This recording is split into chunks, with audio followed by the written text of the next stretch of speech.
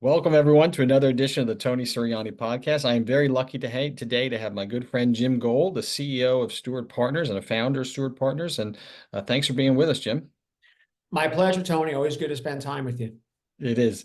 So, as always, it seems like there's a lot to talk about, and one of the things you and I were kind of going over was the M&A market, which is of extreme interest to advisors, right? They kind of like to know what their life's work is worth and what's going on in that marketplace. And you guys have been growing like crazy. So share a little bit about what you've seen out there. Yes, I think there's a lot of themes with M&A. I think, first of all, I look at the trend of sort of what I talk about as a succession crisis, which is, thankfully people are living longer. And you think about 30 years ago, an advisor in their 70s and 80s would be a retired advisor in their 70s and 80s. There's actually more advisors today in the industry over 70 than there are at 30 years old. So wait a second. So let's talk about that because you and I know, right, that is absolutely the case. And do you think that we're having a harder time getting young people into it, or do you see it as really top heavy in terms of age, or are you seeing it as this is sort of a natural progression and we are getting young people in there and it's something not to worry, or you think it's a worry?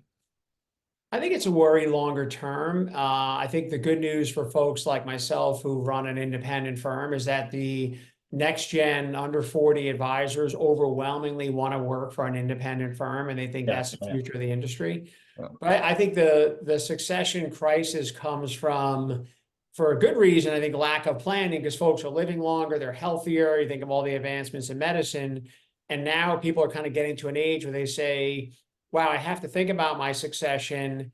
I'm at an age, I don't want to live through another market cycle. And if the market turns on me, what does that do to valuations, what have you? So I think you're seeing a flood of sellers coming into the market. Yeah. And what is that doing to prices? I think the price is going up because as much as there's a flood of sellers, there's a bigger flood of buyers coming in. Yeah. I think what's really interesting is if you look at sort of 3 tiers of value, I think the lower end value has been stable, multiples of EBITDA. I think the middle tier is slightly up, and I think the sort of elite firms are seeing a lift in valuation. But let's not forget, this is in a record high interest rate environment for the last 10 years. Yeah. So let's just play this out for a second. Imagine when rates start coming down and the cost of doing these transactions gets cheaper, you actually could see a melt up in valuations.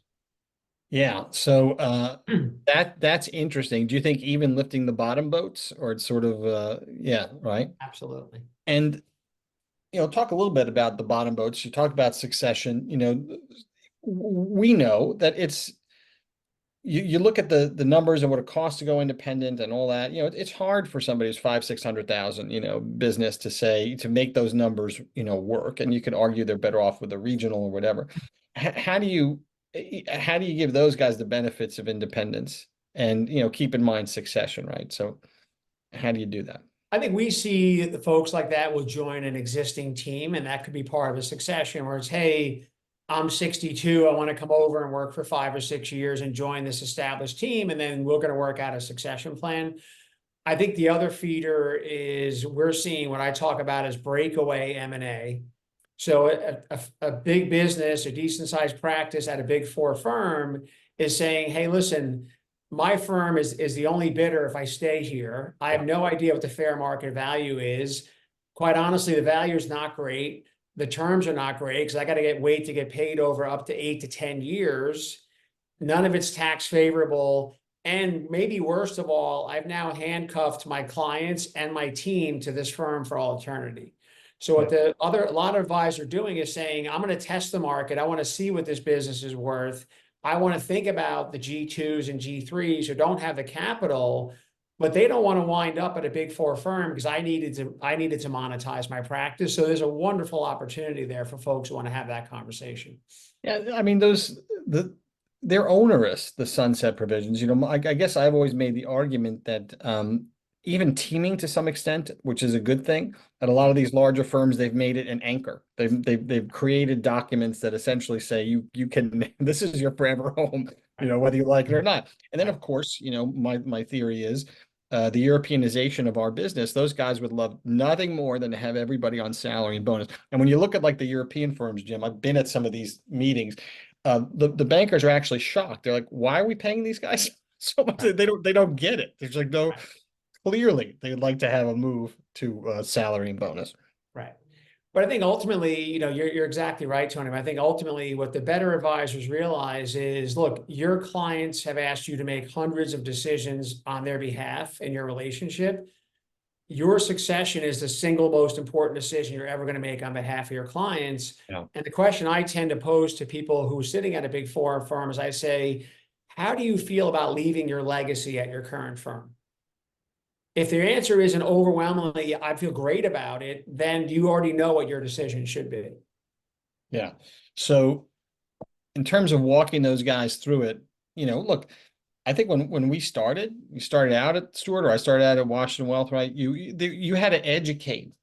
Not everybody looked at independence, right? That was not. You had to explain why, and they just thought it was like a weird mail order, kind of deal. Right. And then today they're looking at it, but there's a lot of flavors of independence. Right. So talk about M&A and talk about there's partnership, there's weird stock stuff that goes on. I mean, to try to explain what it is. Do you find, I guess when we started, you had to educate that this is something. Now they're looking at it, but the education has to go towards more, do you know what you're buying? Right? Is that kind of what you're seeing? I think it is. Yeah, you have to understand that. You have to look at, even with, whether you're getting recruited or it's M&A, which is, the transition part is identical. It's, what is the firm's bandwidth? What is their history? Do they have expertise in moving businesses? Do they support your move? Do they know what they're doing? Because we find that a lot in the M&A transactions and recruiting we talk to, where they say, hey, this other group wants to buy us, but we realize they're the same size as we are, and they don't have a transition group. They don't have any more resources than we do. So it's definitely seller beware, right? There's lots of buyers out there. Getting capital today is very easy, but where do you wind up is the key question. I think, listen, the big change, and listen, you were one of the early pioneers of Washington Wealth, is there's been such a move to independence that it's become demystified now, right? Yeah. Where 15, 20 years ago, independence, the vision was smaller producers, they wouldn't make it at a big firm. And now you guys report on it all the time. You had a couple last week where it's $1 billion wirehouse team goes independent, $1 billion. So the bigger and bigger advisors are, voting with their feet. Platform is available everywhere. Technology is available everywhere, and with much greater flexibility outside the traditional firms. I think these are all feeders to both M&A and recruiting. Yeah, I think that the wars, the battle was won in terms of this independent is a good thing. That's kind of over. But the question then becomes, like when you do a deal, it's like, okay, well, you name your price, I'll name the terms, right? So when you come up with terms, that's when you start having issues for advisors. And as smart as advisors are in dealing with their clients, it's a little bit like the cobbler's kids have no shoes, right? They don't do for themselves the same things they would do for their clients. So they're not taking a hard look at where this money's coming from or what it means, right? Because now I'm looking at independence, but there are so many flavors that it's confusing, or I'm not going to go with the first one. Right.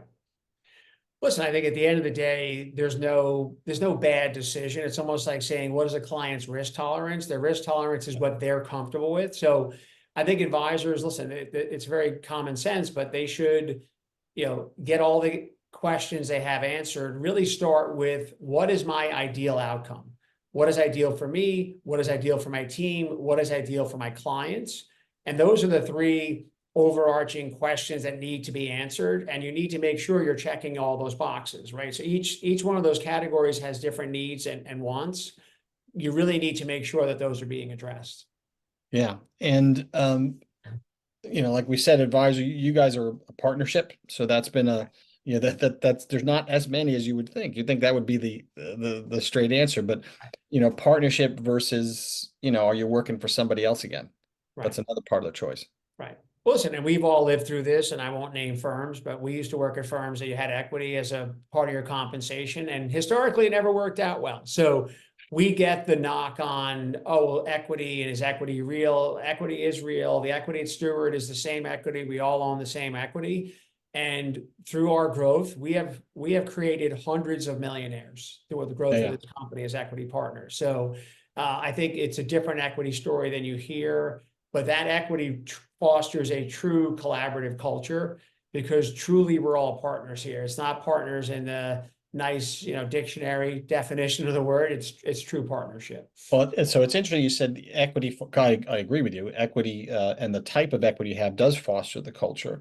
And Right. people need to keep an eye on where's this money coming from, because as you and I know, there are firms that come out there. I've got a 7-year deal in here and you're going to do X, Y, Z. And all of a sudden the culture is being driven by, the guys with the money and not the nice guy that you meet as the CEO that you like quite a bit. Right. Yeah, and I think the last piece about either M&A or recruiting, especially M&A, is when you're selling the ownership of what you've built, how disruptive is it to you and your clients after the fact, right? Because there's many options out there where they say, hey, Tony, we're happy to buy your book, but once you're over here, you're not running money anymore. You're going to use all our models. You're going to cancel all your models. You're going to follow our process. So you become sort of robo advisor, because you're now the robot that they're programming on how you're going to run money. So we love to embrace people come over here. You've built a successful practice. All we want to do is help support you continuing to do what you do. We're not looking to change anything. We want to make sure that you have the ability to grow faster, actually. So that's another evolution, right, in the business. So we started Washington Wealth Management. I put my house in it. That was the funding for the first one, right? So now there's, like you said, there's money everywhere, and you're adapting. Firms are adapting to it. It's sort of a better world in terms of that stuff, but you got to be careful. What else? What do you see when you look down the road for firms? Like I said, we've seen this evolution come over the last 10, 15 years. You've even seen advisors, now take a hard look at independence as a legit channel for people to look at. What's next? Listen, I think we're all redefining the terms that we have in our head, right? So we think about scale. 15 years ago, an RIA or a firm of scale might have been 3 to 5 billion.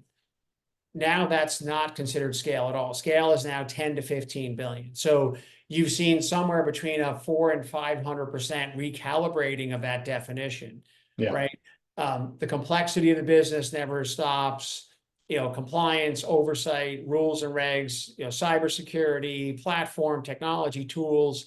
So I think this is going to be, which is always in most cases, the firms who have scale and capacity are going to grow at a much faster rate than the firms who don't. And I think there's a real opportunity here. The other piece that, again, I think is not really talked about in the media is another driver is this, this ongoing flight out of the traditional firms, which is evidenced not by Jim Gold or Tony Sirianni. It's evidenced by the Cerulli data.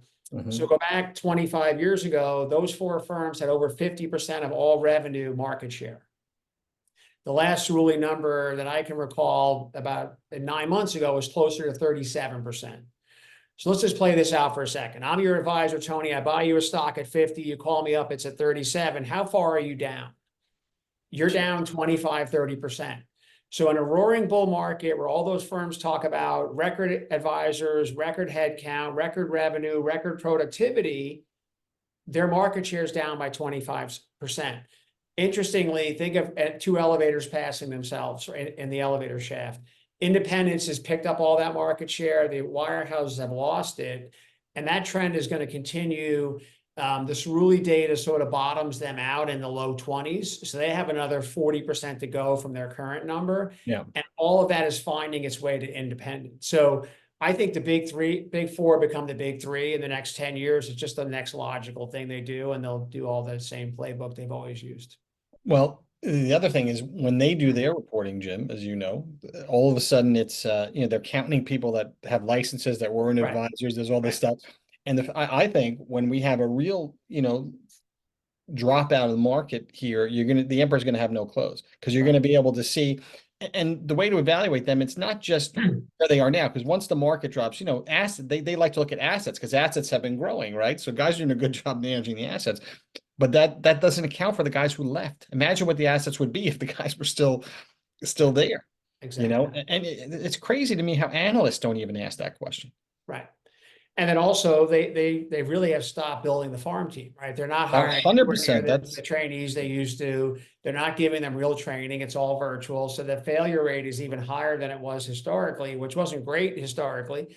So I think they're perpetuating this long-term problem that's going to manifest itself in the next 10 to 15 years. Well, you and I both ran businesses, big businesses at big firms that had bullpens. And that was Right. part of the fun of, being a I used man. to be in the bullpen, cold calling on Long Island all day. Yeah, right. Right. But that was also the fun part, working with the new Yeah. people that were in there, and you're building teams of people where they fit. It was fun. I think that's a real crisis in our industry, trainees, and it's a crisis for you. It's a crisis for independent leaders. You guys are going to have to figure out, and I know we can do some mentorships and things like that. And I used to say, Jim, that the best job, my daughter just got into business, so my second youngest. So the question is, without everyone used to get trained at Merrill, right? I know a lot of other people were. And what happens now to these folks, and what happens for guys like you in terms of trying to build out a training platform? I used to say the best job you can have was to fail out of the Merrill Lynch training program, because then you had sales training, you were licensed, you had a few clients, you knew what you were doing, and now every independent firm would want you. And there, Equitable does some training. There, you can name a few that do training, but what happens with that? And you're an example, put you on the spot. You're running one of the best firms out there, independent, but having trainees that's a whole different level. So what do you guys do for that, and where do you see that going?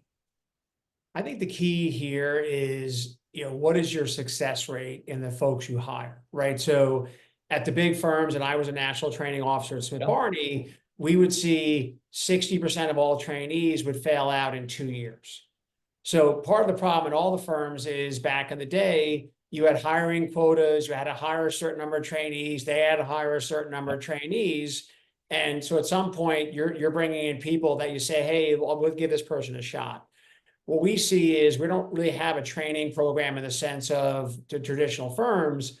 What we see most common is, you mentioned your daughter, bigger producers bringing in their children to work on their team. Yeah. So two things there we know are factually guaranteed. That new advisor is going to be well taken care of by their team. Yeah.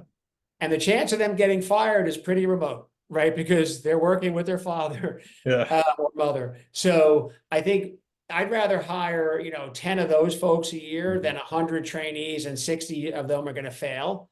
So I think that's the key attribute here, is what is your retention of folks you're hiring? And we do see, to your point, people that have started at other firms and got trained and got their licenses that want to join us and tend to join bigger teams as hey, this is the planner, CFP, junior advisor role. And those have a much greater tendency of success. So another thing that you're doing, which comports with my vision of the future as well, is you bought that the firm where you have sort of now full ownership of that piece, right? With a lot of advisors sitting there. Right. You have the ability to take books of business and work them, right, too, for advisors to retire. That's a type of succession and training, as well. That's an opportunity for people to come in and learn, maybe, and sort of build up and move on. Exactly. Yeah. So we've actually done, 5 transactions now. If you go back to last December, we have a number of other transactions we'll close this year, which of course will all be reported exclusively in AdvisorHub. But no, I think there's a real opportunity. And I think in that channel, the opportunity is our ability to help you grow in the way you want to grow, but then also the opportunity for us to say, hey, Tony, we're going to buy another business down in your market. We'd love you to be the caretaker of that as well. Yeah. Right. So this is a really wide open opportunity, I think, at Steward for the right advisors. Yeah. And that's what I'm gonna, believe it or not, we've already been over 20 minutes. So I'm gonna that seems like a high note to me. I'm gonna leave it on that. Anything else you want to talk about that I didn't hit on, Jim? Because we can. No, I always appreciate the opportunity to catch up with you. Well, great. Good to see you. Thanks for being on the show. My pleasure. We'll do it again. We'll see you in October at the AdvisorHub Summit. Good.